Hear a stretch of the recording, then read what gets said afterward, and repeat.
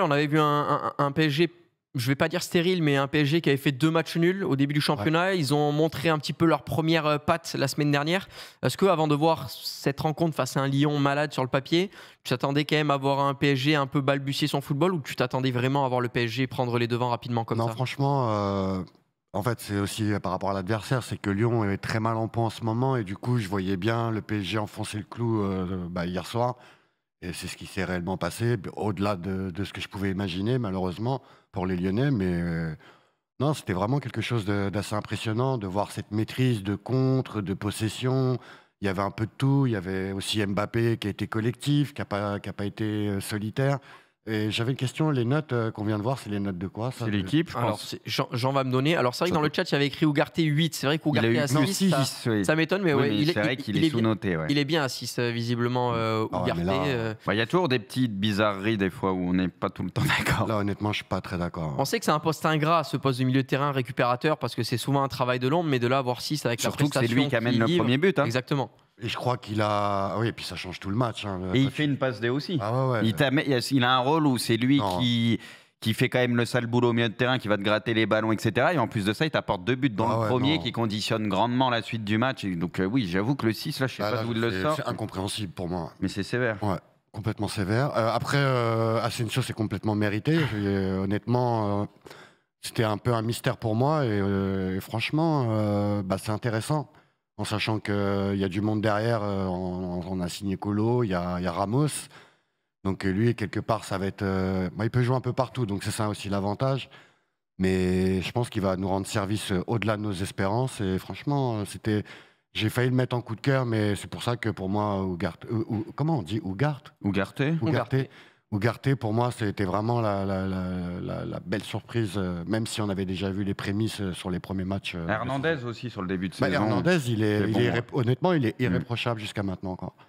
Messieurs, si on parle du cas Donnarumma qui fait un bon début de saison et là qui fait un bon match, est-ce que c'est quelque chose qui vous rassure par rapport à Donnarumma, où on se posait un peu des questions ces dernières années par rapport à de très bonnes prestations et de temps en temps de gros passages à vide? Est-ce que, Zal, tu penses que ça va être la saison pour lui pour confirmer, être vraiment régulier toute la saison au PSG? Alors, honnêtement, il est encore un peu trop tôt pour le dire. Des matchs comme ça, il en a déjà sorti plusieurs, où en fait, il est très très fort sur sa ligne. On l'a vu.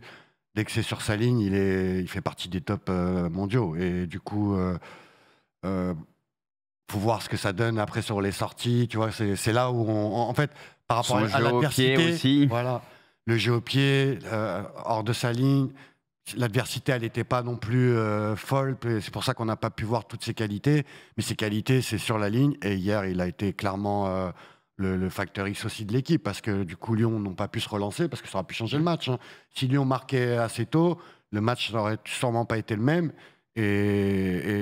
Mais pour moi, c'est encore un peu trop tôt pour juger, mais des gros matchs. Moi, depuis son Euro, c'est un gardien que j'apprécie vraiment. Donc, on n'a jamais vu sur une saison entière. Maintenant, à voir, quoi, sur la longueur. Bruce, Donnarumma avec de la confiance après ce genre de prestations, on sait que le poste de gardien de but est un poste ultra important, mais on sait qu'avec la prestance de Donnarumma, ça peut être un des joueurs clés du PSG cette saison. Bah, de toute façon, si le PSG veut espérer quelque chose en Ligue des Champions, il faut un gros gardien. On l'a vu par le passé avec les Courtois, etc. Si t'as pas un grand goal, tu vas pas au bout d'une compétition. Le truc, c'est que oui, on sait que sur sa ligne, il peut être très fort, il peut sortir des gros arrêts, faire des bons matchs. Maintenant, ce qui va nous permettre de le juger, c'est la Ligue des Champions. Et ce qui tombe bien, c'est que la poule est très relevée. Voilà, et forcément, il y aura plus d'adversité. Il sera aussi plus gêné, parce qu'il y aura peut-être plus de pressing. On sait que ces relances au pied, ça peut poser problème aussi. C'est plus sous pression. Là, on va dire, ils sont tellement au-dessus que bon, t'es peut-être un peu plus dans ton confort aussi. Donc pour moi, ça sera la Ligue des Champions, ce qui suffit d'un match coup près, ou si jamais il te plombe 1 ou 2 buts, on retiendra ça principalement aussi, il faut dire les choses. Donc maintenant, on l'attend aussi dans les gros matchs de Ligue des Champions, comme d'ailleurs le reste du PSG, quoi, parce qu'on sait que la Ligue 1, bon, ils sont bien au-dessus de ça, et cette année, on a compris que vu que l'équipe est un peu plus équilibrée, il devrait y avoir pas mal de matchs faciles pour eux. Et si vous avez envie de réagir pour les prestations de vos équipes préférées, n'hésitez pas à envoyer un message privé au compte hors-jeu Twitch sur Twitter, tout simplement. Et c'est Antoine, notamment, qui nous a contacté et qui avait envie de parler de la prestation du Paris Saint-Germain. Bonsoir Antoine, merci d'être avec nous. Bienvenue dans Hors-jeu. Et voilà, la question est très simple. Est-ce qu'hier, le PSG, c'est le visage du PSG que tu as envie de voir face à une équipe lyonnaise qui était malade? Est-ce que ce match t'a satisfait, t'a rassuré un petit peu par rapport à la patte Luis Enrique? Bonsoir les gars, j'espère que Salut. vous allez bien. Salut. Euh, Personnellement, je t'ai déjà rassuré de Luis Enrique depuis le premier match, hein. Je pense que j'aime beaucoup ce que l'équipe propose sur le terrain. Je trouve ça beaucoup plus cohérent que ce qu'on a eu sous Pochettino ou Galtier, par exemple. Maintenant, pour moi, juger l'équipe sur ce match-là, c'est un peu compliqué parce que c'était un match qui était quand même très simple pour le PSG. Ils ont pu marcher toute la seconde période sans vraiment être inquiétés à part le penalty. Maintenant, oui, on voit des choses très intéressantes, notamment offensivement. Moi, je voulais parler d'Asensio. Moi, je suis très surpris d'Asensio. J'en attendais pas grand-chose. Mais je dois dire que dans ce poste de faux neuf, vraiment, il m'impressionne. Il a été très propre techniquement. Il a encore été buteur. Et je trouve qu'avec Dembélé et Mbappé à côté de lui, ça marche très, très bien. Donc ça, c'est une grosse satisfaction. On a 3 profils euh, en neuf qui peuvent très bien marcher. On a Ramos un peu plus pivot, Asensio faux neuf et Kolo Muani qui peut être un petit peu plus dans la percussion. Donc sur ça, je trouve ça très intéressant.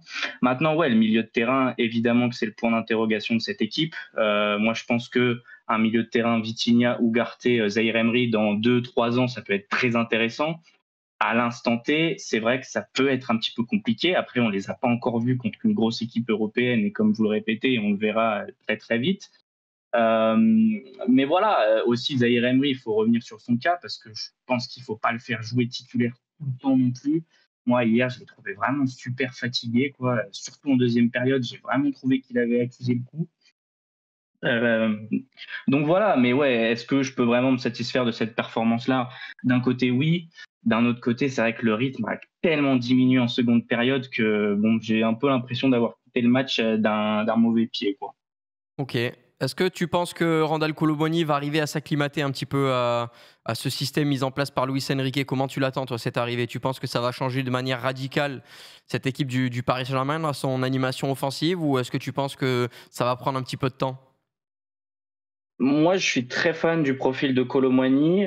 Moi, le seul point d'interrogation que j'ai, c'est qu'on a déjà vu cette triplette en équipe de France avec Randall en titulaire. C'est vrai qu'en super sub, il avait fait beaucoup de bien, notamment à la Coupe du Monde. En titulaire, on l'a pas forcément vu briller dans ce trio-là. Après, voilà, c'est un coach différent, c'est une équipe différente. Moi, je crois en Randall. Je pense que ça peut très bien marcher avec Mbappé et Vitinha. Moi, vraiment, le joueur qui, je pense, peut chambouler la tactique du PSG, c'est Nuno Mendes, parce qu'on sait qu'il va revenir potentiellement après la trêve. On sait que Vitinha aime bien se mettre sur le côté d'Mbappé quand Mbappé rentre dans l'axe. Maintenant, avec Nuno Mendes, c'est quand même une animation totalement différente de Lucas. Et c'est surtout Nuno que j'aimerais bien voir comment Luis Enrique l'utilise, sachant qu'en phase offensive, on passe souvent en défense à 3. Donc, est-ce que tu changes Hakimi sur le côté droit et tu ne fais jouer que Nuno et Mukiele, par exemple? Ou est-ce qu'il va faire jouer les deux, et Nuno et Hakimi? Moi, c'est ça vraiment que j'attends de voir. Kolo Muani, pour être honnête, je me fais pas trop de soucis sur lui. Je pense que ça va marcher. Vraiment, je pense que c'est un trio qui fera ses preuves dans le futur. Merci beaucoup Antoine d'avoir partagé ton avis sur le PSG. On te Merci. retrouve dans les Merci. prochaines semaines pour savoir si Kolo Muani t'aura donné raison ou pas. Bonne soirée. Merci à vous. Ciao. Bonne soirée, les gars. Salut. Allez messieurs, on va Ciao. reprendre les ardoises. Bruce, Ouais. Zal, notez le début de saison du PSG. Est-ce que ce que vous avez vu pour le moment en championnat de la part du PSG, c'est quelque chose qui vous a plu, quelque chose qui peut vous faire peur, pardon. Est-ce que vous avez l'impression que cette équipe du PSG a franchi un cap, a progressé par rapport à l'année dernière? Évaluer Après, ça. c'est traite parce que si tu prends les 2 premiers matchs, mais ils n'étaient pas au complet, c'est ça en fait le problème. Et c'était les premiers matchs de la patte Enrique qu'on commence vraiment à voir se dessiner petit à petit. Mais même le premier match sans Mbappé ni Dembélé, je trouvais qu'il y avait déjà quelque chose. Donc ça promettait déjà un fond de jeu potentiel. Et là, avec les flèches qu'on a devant, bah, c'est plutôt pas mal. Allez, je vous laisse Mais- écrire sur l'ardoise des notes sur 10. Sur le chat également, vous pouvez voter. Je vois pas mal de 7 sur 10, 7 sur 10, 8 Ouais. sur 10. Bruce, Zal, je vous laisse 7. montrer ça. 7 et 7. Aussi, ouais. Bah, il y a Bruce eu 2 matchs nuls, donc voilà, on va pas se mentir. Mais- Après, on sait qu'ils n'étaient pas au complet, on sait qu'il n'y avait pas Mbappé, Dembélé. Maintenant, si tu prends les 2 derniers matchs, c'est sûr qu'on aurait mis notre note. Après, les 2 derniers matchs, pour moi, encore une fois, ça les arrange beaucoup parce que tu joues Lens et tu joues Lyon, 2 équipes qui ont essayé, entre guillemets, de jouer, où il y avait des boulevards aussi. Notamment contre Lyon. Donc c'est trop facile pour tout le monde. Je veux dire, c'est trop facile pour le PSG qui est largement au-dessus techniquement. Donc on va dire que ça les arrange beaucoup. C'est pour ça qu'encore une fois, moi j'attends la Ligue des Champions pour vraiment savoir ce que le PSG a dans le ventre. Parce que pour moi, là, il y a tellement 10 classes d'écart. Et les 2 derniers matchs, Pour moi, c'est du suicide ce que font Lens et Lyon, comment ça joue. Voilà, pour moi, tu veux les jouer par the bus et tu essayes de contrer intelligemment, tu essayes de tenir. Mais il y a trop d'espace. Tu vois le match hier, le porteur du ballon du PSG, il a 2-3 mètres à chaque fois pour se retourner. Comment tu veux les arrêter? Comment tu veux pas prendre une valise? Donc c'est pour ça que j'attends de voir avec plus de rythme et d'adversité, parce que là, pour moi, il y a trop d'écart. Après, il ne faut pas oublier aussi le départ canon de la saison dernière avec Galtier, où tout le monde s'est enflammé. Et au final, ça fait cheap. C'est le contraste. On se rappelle, Galtier, l'année dernière, le PSG avait marqué beaucoup de buts dès le début. Et finalement, c'était un petit peu amenuisé. Alors que là, avec Luis Enrique, il y avait moins de performances offensives au début. Mais on a déjà senti le style de jeu qu'on n'a jamais trouvé réellement avec Galtier. Mais en même temps, voilà, ça promettait quelque chose de meilleur, clairement, quoi. Zach Nani est avec nous. Ça va, Zach, la forme? Ça va très bien, et vous? Bah écoute, ça va. On t'attendait pour pouvoir parler de l'Olympique Lyonnais. On parlait un petit peu du début de saison du PSG. T'es pour t'accueillir. Quelle note tu mettrais, toi, au début de saison du PSG par rapport à la saison de Galtier l'année dernière où ça avait bien commencé, mais un petit peu moins terminé? Non, d'abord du PSG, Zach, une note sur 10. Bah, j'ai pas vraiment une note. Ça fait 4 matchs, quoi. Tu vois, c'est très très rapide. On sait très bien que ce sera conditionné par des facteurs bien plus grands qui arrivent après. À minima, par contre, oui, on peut se dire que c'est encourageant et que ce grand renouveau dans l'attaque et de la défense fait du bien.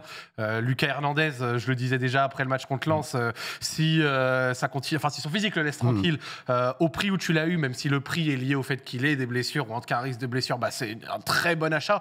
Lucas Hernandez, s'il est en forme, il est titulaire dans la plupart des clubs du monde. Et là, je connais le chat, vous allez vous amuser à me dire quel club il n'est pas titulaire. Allez vous faire foutre. Et puis sa polyvalence aussi. Non, plus sérieusement, en dehors de la vanne, oui, voilà, polyvalent, très fort quand il est en forme, etc. Mais en dehors de ça, renouveau défensif, très très bonne attaque, et surtout une attaque, comme j'ai dit, avec une variété de profils énorme, donc de profondeur, de pivot avec Ramos, de dribble et de percussion également avec Dembélé ou autre, voire même à des moments des profils un peu plus, on va dire, atypique façon Asensio, où ok, c'est pas le plus grand niveau vitesse ou niveau percussion, mais avec un pied de très grande qualité, et je l'ai encore vu hier. donc ouais, franchement, le début de saison du PSG est bien encourageant. Maintenant, avoir les plus gros tests, et les plus gros tests pour notre bon milieu de terrain, quoique l'animation hier, déjà comme face à Lens, mais avec Vitinha sur le côté et tout, j'avais trouvé ça super intéressant, ça permettait à Mbappé de se retrouver dans des situations plus axiales, comme quoi il peut aussi fonctionner dans des situations plus axiales, n'est-ce pas? Mais voilà, franchement, c'était bien.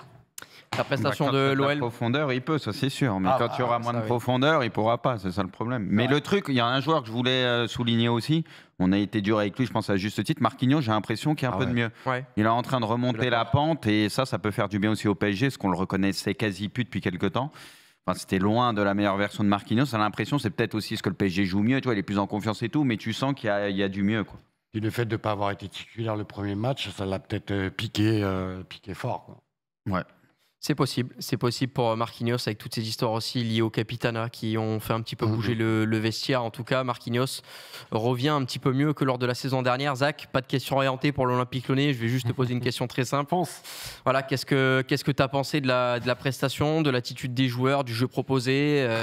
Quelle est la situation pour se sortir de ce bourbier, tout simplement? Alors déjà, d'une, je suis pas très étonné. On retourne sur le TikTok de hors-jeu Twitch. Abonnez-vous sur TikTok. Oui. Et il y avait mon intervention la semaine dernière concernant ce match. Et je le disais déjà, j'attends la valise. Et qu'est-ce qui s'est passé? La valise. Tu as eu droit. Et une valise en plus sympathique, parce que Paris lève le pied en seconde mi-temps et ne se fait absolument pas violence. 4-0 en une mi-temps. C'est la première fois que Lyon se prend ce score depuis, je crois, 1966. Donc on va en mi-temps. En une mi-temps. Okay. Je veux dire, en une mi-temps. Rennes nous en avait mis 3 et avait attendu au moins le retour des vestiaires pour nous envoyer le 4e. Nous, on s'est mangé les 4 en une mi-temps. Il n'y avait pas eu un Lyon-Marseille comme ça où Marseille nous a mis 4-0 en une mi-temps? Franchement, pas de souvenir, en tout cas, depuis que je suis né. Il y a un 4-5 ou un truc comme ça? Non, ça avait fait 5-5. Il y a eu 5-5, il n'y avait pas eu ça, ouais. Plus sérieusement, on s'est fait fumer parce que l'équipe, comme je l'ai dit, a vraiment une performance défensive et au milieu qui est très très grave. C'est pour ça que j'avais une note assez difficile avec le mercato, parce que tout autant que l'attaque puisse être encourageante, on avait un gros point faible, à savoir déjà le milieu, où tu ressors sans aucune certitude de t'être vraiment renforcé, ce qui est quand même grave à voir avec Paul Akouokou, le fameux 6 qui apportera toute la stabilité, mais pour l'instant en tout cas c'est très inquiétant.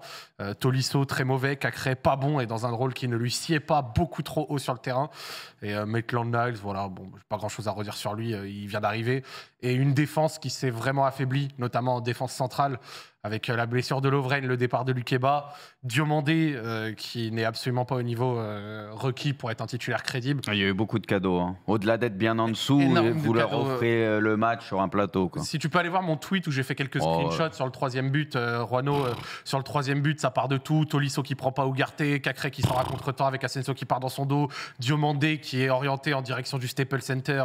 Mec, c'est terrible. Donc on a une équipe qui à l'heure actuelle, et je le persiste, et sur ça on verra si le temps me donne raison, mais avec le retour des quelques blessés, de Lacazette, l'intégration des recrues, on est vraiment pas loin d'avoir un 11 correct, tu vois. Le défaut c'est la suite, voilà, regardez. Donc là, Skriniar a le ballon, t'as Tolisso devant et Kadewere, les deux Lyonnais les plus avancés, tu n'as personne sur Ugarte juste derrière. Donc là, le screen, il est juste avant, donc tu peux passer direct au 3e, regarde. Et donc du coup, résultat, Skriniar, au lieu de la remettre, la file à Ugarte, Tolisso est en retard dessus. Regarde, t'as Cacré face au ballon avec Asensio dans son dos, voilà, exactement ici. Et Diomandé, regarde où il est, voilà.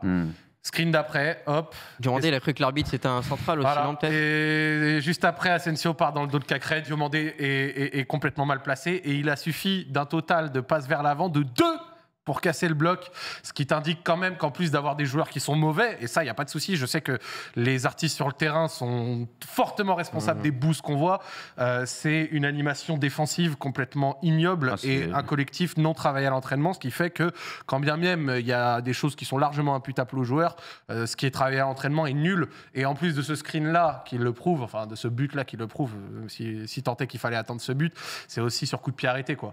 La spécialité lyonnaise, c'est un coup de pied arrêté, puis après un 3 contre 2 en contre, qu'on a vu plusieurs fois côté parisien.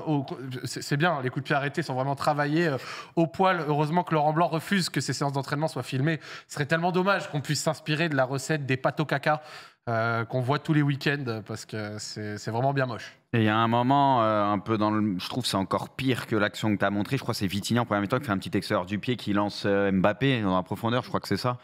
Et il part tout seul en une passe pareil, tu vois l'alignement, il est dégueulasse, juste en une passe, ça part au but. Enfin, c'était tellement facile, c'est lunaire. En fait, on a toujours des circonstances, tu vois. C'est vrai qu'on n'a toujours pas notre 11 complet, tout ça, machin, nana. Mais en fait, depuis le début de la prépa, même en essayant d'être optimiste man, chose que je suis tout le temps et que mon chat me reproche très souvent à juste titre, c'est qu'à chaque fois, tu as l'impression l'échéance, elle est poussée par les fans qui refusent à des moments de voir certains problèmes, tu vois. Au début, c'était pas grave, c'était que la prépa. Et ensuite, c'était pas grave parce qu'il n'y avait pas les espoirs qui étaient revenus.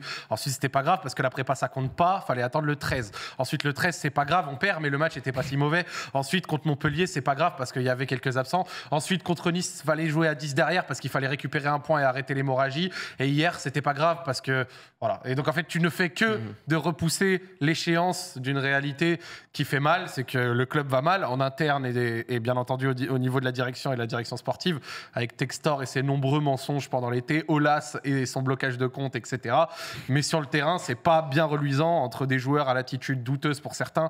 J'aime beaucoup Cherki, mais hier, il m'a beaucoup énervé. Ouais, rendez fou. On est pas d'accord. le foot, tu joues pas tout seul. Quoi. On sait qu'il a une qualité et tout, technique, mais au bout d'un moment, il faut composer avec les autres. Tu le sens, il veut tout faire. Quoi. On est d'accord. Et un manque de qualité, un manque de collectif assez criant. Et enfin, un entraîneur qui, en plus d'aller avoir l'air de s'en foutre, tu n'es pas capable de dire la moindre chose provenant de lui. Je t'ai rappelé qu'en comptant la prépa, Lyon, ça fait 8 matchs sans victoire, 810 minutes sans avoir été en tête, pire attaque, pire défense de Ligue 1.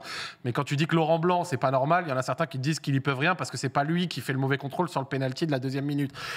Certes, c'est vrai, je vous l'accorde sur celle-ci, mais quand même, quand on regarde sur la globalité, à la fin, s'il y peut rien, et que les choses se passent sans qu'il ait une quelconque emprise. On met pas l'entraîneur. En fait, ça sert à quoi de le garder, du coup, à l'inverse. Pourquoi est-ce que vous me sortez cet argument comme quoi il faut le garder parce qu'il y peut rien? À la fin, pourquoi le garder? Ça n'a aucun sens de penser comme ça. Justement, Zal, qu'est-ce qu'on fait, Laurent Blanc? Est-ce qu'il faut arrêter l'hémorragie et changer d'entraîneur, ou est-ce qu'il faut lui faire confiance et laisser un petit peu de temps pour ne pas plus déstabiliser cette équipe que ce qu'elle ne l'est déjà? Mais je pense qu'en fait, lui, il cherche qu'une seule chose, c'est de se faire éjecter, prendre son chèque et repartir jouer au golf. C'est tout ce qu'il a envie de faire. Et tu le vois, quand tu vois son interview du match d'avant, elle est lunaire complètement. Quand il dit il faut changer de coach, moi, de mémoire, je n'ai jamais entendu ça de ma vie. Qu'est-ce qu'il faut faire? Faut changer de coach. Donc en gros, le mec, il a envie de se barrer. Il voit que le projet... En fait, je pense qu'il n'arrive plus à imposer son autorité. Parce que Laurent Blanc, il sait quand même faire jouer des équipes à la base. Et là, il voit qu'il n'arrive pas à faire jouer Enfin, ça marche pas. La méthode ne fonctionne pas. Je pense qu'il est... pas qu'il est fini, parce que ce serait méchant de dire ça, mais je pense qu'il est plus à la page. Et du coup, ça passe pas. Son discours ne passe plus. Et il a qu'une seule envie, c'est de se barrer de ce club. Et il cherche, en fait, il cherche la faute grave et il partira pas de lui-même. Lui, ce qu'il veut, c'est se faire, à mon sens, je pense qu'il veut se faire virer. Il partira pas de lui-même. Et de toute façon, on a vendu pour 100 Quitte à millions couler le d'euros. club. On a vendu pour 100 millions d'euros. Il y a l'argent pour pouvoir le virer, c'est même pas un souci. Mais après, du coup, il faudrait, pour moi, se passer de lui et de l'intégralité du staff. Et bien entendu, bien le remplacer. Et pour ceux qui pensent qu'un changement d'entraîneur ne changerait rien, c'est possible. Hein, oui, effectivement, c'est possible que ça change pas ça grand-chose. changera pas tout. Mais quoi. factuellement, dans l'histoire récente lyonnaise, les changements d'entraîneur ont souvent eu des effets. L'an dernier, on fait 1 point sur 18 avec Peter Bosch. Après, deuxième partie de saison, Laurent Blanc, justement, on est 3e sur la phase retour. Donc, comme quoi, le changement d'entraîneur a pu avoir un effet. Et à l'époque, Silvino se fait virer. Et 6 mois plus tard, avec Rudy Garcia, on est en demi-finale de Ligue des Champions. Hein. Donc, je tiens quand même à rappeler que des changements d'entraîneur à effet, il y en a eu. Et surtout après avoir déjà changé une partie de l'effectif cet été, et sans doute également à la trêve d'hiver, sans la DNCG sur les côtes. Il y a, franchement, je suis d'accord avec vous, je vais le dire, un bon tiers de l'effectif lyonnais qui, je pense, n'a pas le niveau et qui doit être changé. Mais en attendant ça, le seul levier qui te reste tout de suite, c'est d'enlever celui avec lequel ça ne fonctionne juste pas. Après, on verra. Hein. Peut-être qu'on lui donnera quelques matchs en plus d'ici la prochaine trêve. Mais si c'est pour le faire quand on sera 16e, je tiens à rappeler, et j'ai vu un tweetos le dire, pour l'instant, on est à 2 expected goals en moyenne encaissés par match, genre contre nous. 2 expected goals encaissés par match, c'est les moyennes des relégables. Hein. Est-ce que j'ai envie de redonner et de continuer avec celui qui nous sort cette bouse ? Quand bien même, c'est vrai que les joueurs sont tout aussi fautifs. Moi, je suis pas sûr. Voilà. Messieurs, on va conclure cette page Olympique Lyonnais Paris Saint-Germain avec les Ardoises. Je vous laisse marquer vos tops de cette rencontre et vous allez tout savoir. 30 secondes, pas une seconde de plus pour pouvoir défendre vos idées. Donc essayez de trouver, ça peut être un top, ça peut être 2 tops, ça peut être jusqu'à 3 tops. Vous notez ça sur les Ardoises et vous aurez 30 secondes pour pouvoir vous justifier, chronomètre en main et pas une seule seconde de plus. Et après, on passera au flop sur le chat. Vous pouvez également participer en mettant vos 3 tops. Et si vous voulez, vous pouvez les écrire. On essaiera de voir un petit peu votre avis général. 3 tops du match ? Ouais, 3 tops sur le match. Ça peut être côté lyonnais ou côté parisien, même si du côté lyonnais, ça paraît quand même un petit peu plus compliqué de venir en trouver. Ça sera plus facile pour les flops, pour les lyonnais, où là, il devrait y en avoir un petit peu plus. Je lance le chronomètre. Est-ce que quelqu'un est prêt dans la salle pour pouvoir proposer les 3 tops de cette rencontre, alors que je vois un message, mais il est beaucoup trop loin pour que je puisse le lire. Qui veut se lancer en premier ?